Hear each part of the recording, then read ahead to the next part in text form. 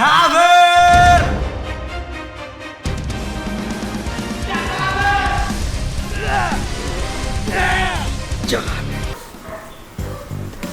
Shirley, ano Hoy. nagawa mo dyan? Ito, meron na naman tayong bagong trabaho dito. Ang ginagawa ko kasi ngayon is nag-aayos ng internet connection para dun sa studio. Ito na naman yung trabaho natin. Itong maraming UTP cable na yan. Yan yung gagawin natin. Bumili rin tayo ng RJ45. Ano ba yung RJ45? Para saan ba yan? RJ45, yan yung ulo ng internet mo. So ngayon, ito yung UTP cable. Nakikita nyo, may mga color coding yan. Tunan ko yan ng college. Para ba yung color coding yan? Ito ba Ayan, yan? meron Ito tayong ba cheat yan? code dito. Kasi, syempre, tagal na natin hindi nagne-network. Nakalimutan na natin yung tamang color coding para sa internet connection. Si Patata na nagbibideo sa akin kasi, syempre, mahirap na mag-video ng mag-isa lang. Tama. Mas Ngayon, mahirap yun eh. May oo. ginagawa ka eh. Ngayon, ito, nag-network ako. Kasi, ako lang yung marunong dito, tsaka si Romil. Tsaka si Patata. Si Patata marunong din. Pero syempre, kabisado kong gawin to. Last time kasi ang ginawa namin, yung kay Peachy naman. So ngayon, yung ibang computer doon na wala pang internet connection, ako rin yung gumagawa. Yan, mag-network tayo. Mga computer ni Muning, ni Roger Acker, kay Mick, kay Kat. Lahat yun, lalagyan natin ng internet connection. Kung maraming cable ka palang gagawin Oo, dyan. yan, medyo,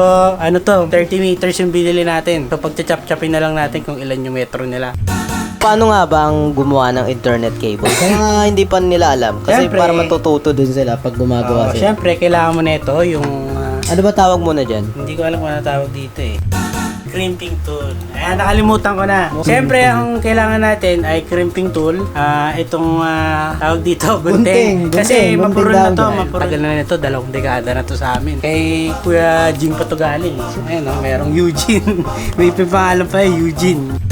Yan, syempre kailangan mo din ng UTP cable. Medyo depende sa store kung saan ka bibili. Pero ang alam ko na pinakamura nito, 10 pesos to 15, isang metro. So ngayon, ito, una nyo gagawin, magpuputol kayo ng ano rito. Susugatan nyo yung cable. Tapos ilalabas nyo tong color coding na wires. Yan, ngayon, i-arrange nyo siya by color code. Ang arrangement ng color code na straight cable kasing gagawin natin. So, ang color code is white, orange, white, green, tapos white, blue. Siyempre, dapat maayos yung pagkaka-arrange niyan. White, blue, tapos green, tapos white, brown. Yung white, brown katabi ni white, green. Kailangan tama yung arrangement niyan. Kasi, pag mali yung arrangement nyo, walang internet connection o kaya mahina. Ngayon, kailangan matuto ng ganito para pag nagkaroon ka ng problema sa internet, marunong ka. Tsaka syempre, di ka na rin maaabala kasi tatawag ka pa, Oo, maghihintay. maghihintay ka pa. Syempre, ang huli sa lahat, gagastos ka pa ulit. Isa pa. Ngayon, ito mura lang yung ano rito. Depende na lang sa store na pagbibilan nyo talaga. Syempre, hindi pantay-pantay yan. Ngayon, gugupitin natin. Kaya natin siya pinantay para mag-fit dito sa RJ45. Siyempre, papasok mo na yan. Titignan mo muna kung tama. Kung tama yung arrangement na color code. Dapat, saktong-sakto yan dito. Lapat na lapat. Kasi, pag hindi lumapat dyan, ang tawag dyan, mahina ang internet connection.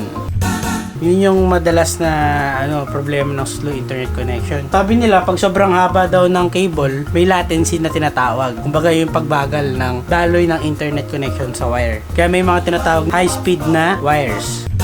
So yun lang konting update natin. Medyo marami tayong gagawin na mga cable para sa computer nila. So mamaya update ko na lang kayo pag natapos ko na to. So natapos na natin siya lagyan ng RJ45 pala. So bibigyan na natin sa kanila to. Kay Muning at kay Roger Acker. Kasi kailangan nila ng internet doon. Kasi dito sa baba, okay naman ang internet dito. Gaano ba kabilis internet dito? Mabilis, mamaya papakita ko sa inyo. Papakita natin. Pakita mo sa viewers ha. Mamaya papakita natin yung internet dito. So, dito tayo sa studio. Mamaya na natin kakapitan si Roger Acker kasi naglalaro sila NBA eh. May init ang laban dyan. So, si Ryan muna. So, ibibigyan na natin yung kable ni Ryan. Yan, dahil kung makikita nyo dito, meron akong magic stick dito na tinatawag. Ano Wi-Fi tawag yan, dito? pre. Wi-Fi.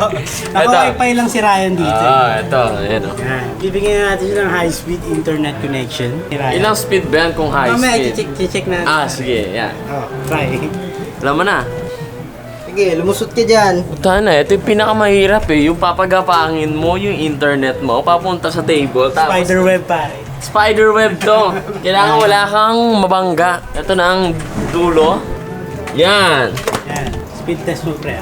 Ngayon, i-speed test daw natin. Sabi ni Lee. Let's go. Speed test natin yun, yung internet connection niya.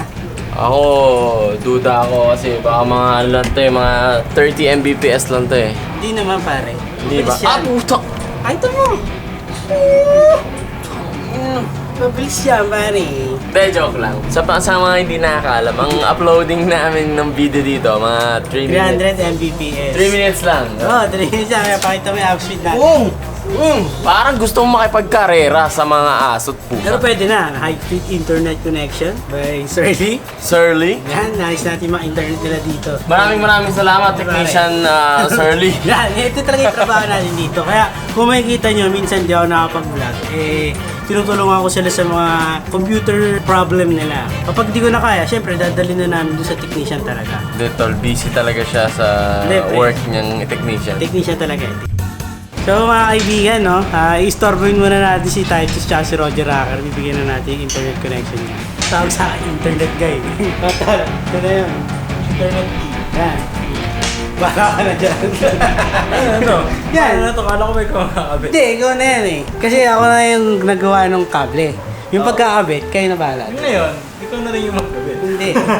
So sige pa. Sige, fast forward na natin sa pagkakabit to. Wala, mukhang wala. Okay, meron yan. Wala, ayaw, di gumana. Nangyari. Dahil mo pinagagawa, wala naman. Uy. Uy! Ayan na. Uy! Bakit ganun bumababa? Uy, parang pabagsak na ng zero ah. Papa, wala na. Uy! Uy! Pakita mo. Uy! Uy! Uy!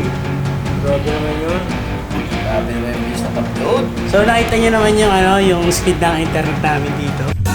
Ano boy, ayos ba yan? Pero ikaw, sobrang bagal mo din mag-upload. Wala eh. Dito nga kasi, ako nga lagi yung technician ng mga computer nila. Technician. Technician. Technician. Yan. So ngayon, may internet na sila. Makakapag-vlog na tayo ng matiwasay. Ikaw, makapag-vlog ka naman naman yun. Oo naman. Siyempre wala na. May ayos yung mga internet connection nyo eh. So isipin na lang natin malulupit na content. Kaya na puto rito. Siyempre tapos na tayo magtrabaho. Kaya naman. Mamaya ako.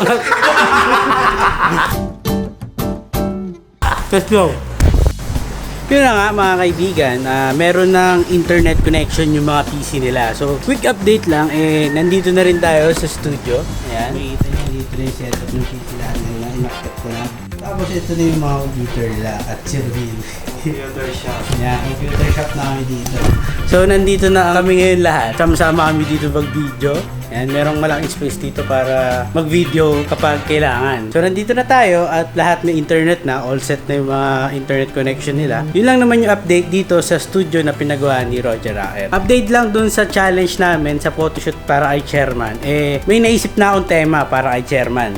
So medyo hindi lang namin ma-full off yung shoot talaga dahil masama ang panahon at mahirap pag-shoot ng umuulan. So yun ang isang dahilan kaya medyo na-postpone ng bahagya yung challenge na yun. Pero matutuloy din yun. So siguro dito na natatapusin tong vlog na to. Huwag nyo kakalimutang mag-like, comment, and subscribe dito sa channel ko. I-share nyo na tong video na to para mas masaya, diba? Dito lang yan sa youtube.com/DCPagan.